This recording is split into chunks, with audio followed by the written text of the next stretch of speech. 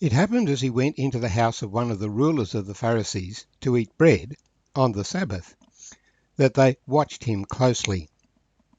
And behold, there was a certain man before him who had dropsy.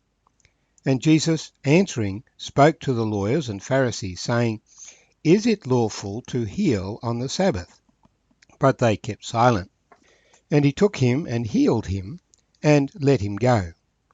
Then he answered them, saying, Which of you, having a donkey or an ox that has fallen into a pit, will not immediately pull him out on the Sabbath day? And they could not answer him regarding these things.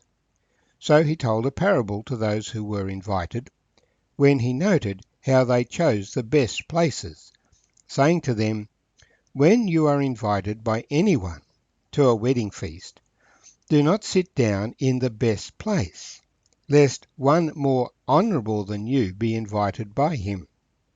And he who invited you and him come and say to you, Give place to this man. And then you begin with shame to take the lowest place. But when you are invited, go and sit down in the lowest place, so that when he who invited you comes, he may say to you, Friend, go up higher. Then you will have glory in the presence of those who sit at the table with you. For whoever exalts himself will be humbled, and he who humbles himself will be exalted. Then he also said to him who invited him, When you give a dinner or a supper, do not ask your friends, your brothers, your relatives, nor rich neighbours, lest they also invite you back, and you be repaid. But when you give a feast, invite the poor, the maimed, the lame, the blind, and you'll be blessed because they cannot repay you. For you shall be repaid at the resurrection of the just. My name's Arthur, and I thank you for joining me as we share together from Luke chapter 14, verses 1 to 14. The Pharisees were fascinated with Jesus because he hadn't been to any of their schools, and yet he was a very competent teacher of the Scriptures and highly acclaimed. And so they wanted to check him out. But Jesus himself felt sorry for them, because many of them had lost the plot, as it were, in all their study. And so he readily accepts an invitation to meet with them. On this day, one of the rulers of the Pharisees invites Jesus to dinner, along with many other Pharisees of his acquaintance, with the intention that they should check out Jesus for themselves. To eat bread with somebody has always been a very significant event, and it is very much so among the Jewish people. The point is made that Abraham welcomed angels to eat with him. But one of the strong customs that the Jewish people had was that seating should be in order of importance.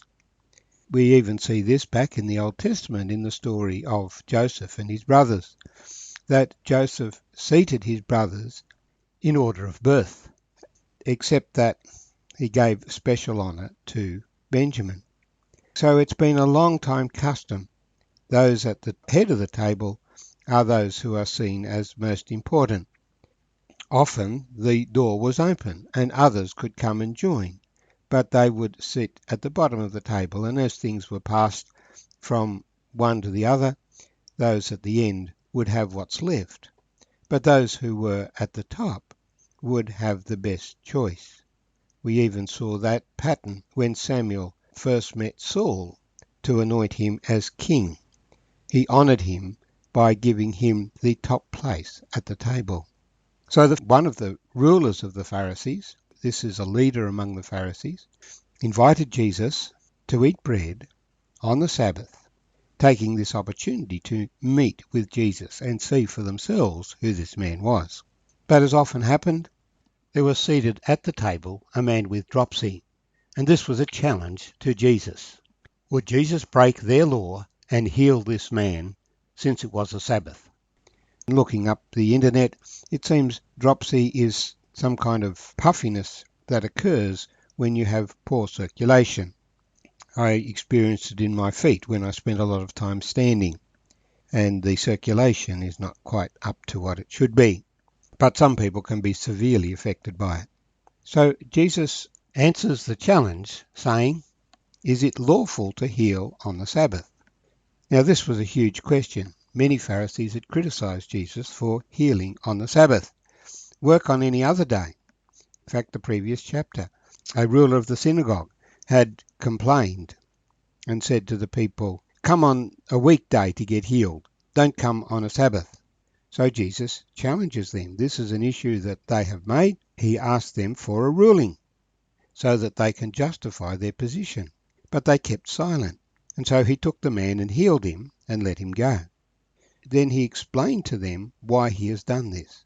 "Which of you, having a donkey or an ox that has fallen into a pit, will not immediately pull him out on the Sabbath day?" This donkey, it's hard work pulling a donkey out of a pit. You will need a tackle and several men. There is a lot of work involved. But you're not allowed to work on the Sabbath day. If work means expending energy, the donkey has to stay there. But of course, nobody would do that. It's more important to rescue the donkey than it is to not work. And so, of course, you all would pull the donkey out of the pit. Surely this man, who is also suffering, can be saved, even if it is on the Sabbath. And they had no answer. They couldn't give him a reason before he did the miracle, and they could not refute his logic after. This whole discussion about whether you can heal on the Sabbath, though, highlights the problem with law as opposed to love as a way of governing your life. Our society is quick to invent laws when something it doesn't like happens. But laws are only needed because love is not being practiced. And the New Testament replaces the rule of law by the law of love. So the issue is, do I do good or not? Now, one of the things that he noted when he was invited was how they all scrambled for the top position, where the best food was. But it was also a matter of honour. And so there was a kind of expectation in these men that they would be seated in the best seats. Jesus had mentioned this specifically in chapter 11. "Woe to you Pharisees, for you love the best seats in the synagogues and greetings in the marketplaces." Well, not only in the synagogues and in the marketplaces, but it flowed through to every setting. And so it had even happened in this Pharisee's house. So he says, when you're invited by someone to a wedding feast, don't take the top place, because if someone more honourable is invited, then the host will say to you, "Move down, I want to give this person the honour of that seat." So you don't choose the top place. I guess I tend to choose a place in the middle, because nobody wants to be at the very end of the table where you only have one person beside you to talk to. It's much better to be in the middle where you have several people to talk to. But Jesus' instruction was, you take the bottom seat.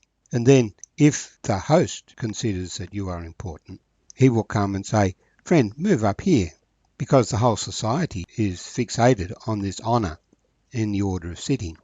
Then your honour will be granted to you by another, not claimed by yourself.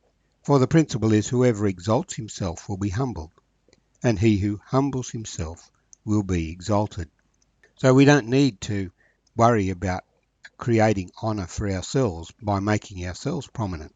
Let us do our work, and if others recognise that it is useful, then let them honour us. But now he had a word for the host, for it's common for the rich to have flash dinner parties and share together. But Jesus says, don't invite your rich friends, your brothers, your relatives, because next week they'll invite you back and you'll be repaid. Rather, if you're going to give a feast, invite the poor, the maimed, the lame and the blind. They cannot pay you back. They can't put on the spread that you can put on. But you will be repaid at the resurrection of the just. Your reward will be in heaven. Then you will be honoured for eternity.